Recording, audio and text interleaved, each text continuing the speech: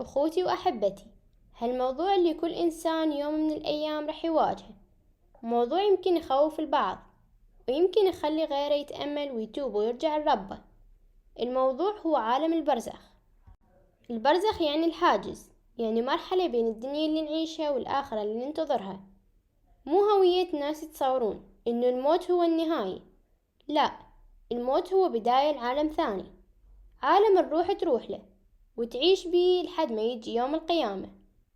الله سبحانه ذكر بالقرآن وقال: ومن وراءهم برزخ إلى يوم يبعثون، يعني الميت يظل بهالعالم إلى يوم يبعث الله الخلق، مو عدم ولا فناء، لا، حياة خاصة بيها نعيم وبيها عذاب حسب أعمال الإنسان. أول لحظة بالبرزخ خروج الروح، من يجي وقت الرحيل تجي الملائكة.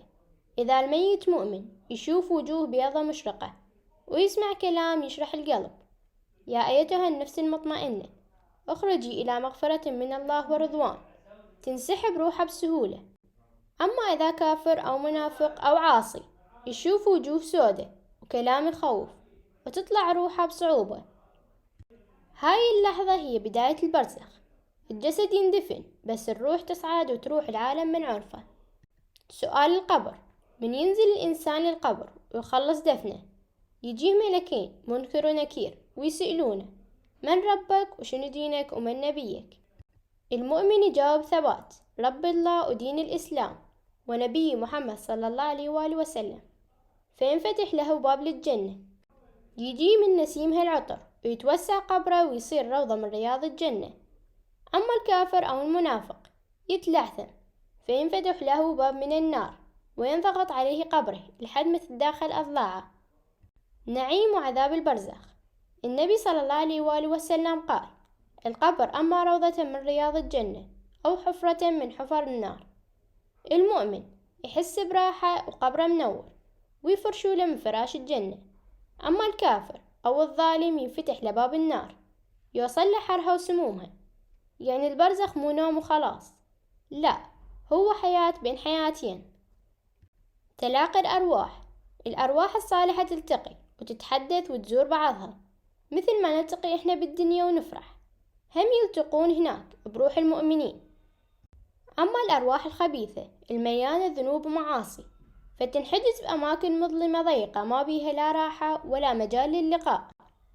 الدعاء والصدقة: الناس يسألون: هل يوصل للميت شي؟ الجواب هو نعم، يوصل للدعاء والصدقة وقراءة القرآن وإهداء الثواب. النبي صلى الله عليه وآله وسلم وضح وقال: إذا مات ابن آدم انقطع عمله إلا من ثلاث: صدقة جارية وعلم ينتفع به وولد صالح يدعو له. يعني ابنك إذا يدعي لك أو يصدق عنك أو يقرأ قرآن ويهدي لك ينفعك وإنت بقبرك. النوم والبرزخ: النوم يشبه البرزخ. الله سبحانه قال: الله يتوفى الأنفس حين موتها والتي لم تمت في منامها. بالمنام روحك تنسحب جزئيا وتشوف رؤى وتلتقي بناس يمكن ميتين، تحس بضيق وجسدك ثابت. الزمن بالبرزخ: الميت ما يحس بالزمن مثلنا، يمكن يظل آلاف السنين بس يوم القيامة يتصورها ساعة واحدة. الله قال: ويوم تقوم الساعة يقسم المجرمين ما لبثوا غير ساعة. حسن سوء الخاتمة: حسن الخاتمة موت الإنسان على طاعة وذكر الله، مثل الشهادة والصلاة وقراءة القرآن وصدقة ومساعدة ناس. هذه تخلي قبره روضة من رياض الجنة، ينور وتستقبل الملائكة بالسلام. أما سوء الخاتمة موت الإنسان هو عاصي أو منافق أو غافل، مثل ما يذكر الله، يموت على معصية أو يتلعثم بالشهادة، قبره يتحول حفرة من النار والملائكة تستقبله بخشونة.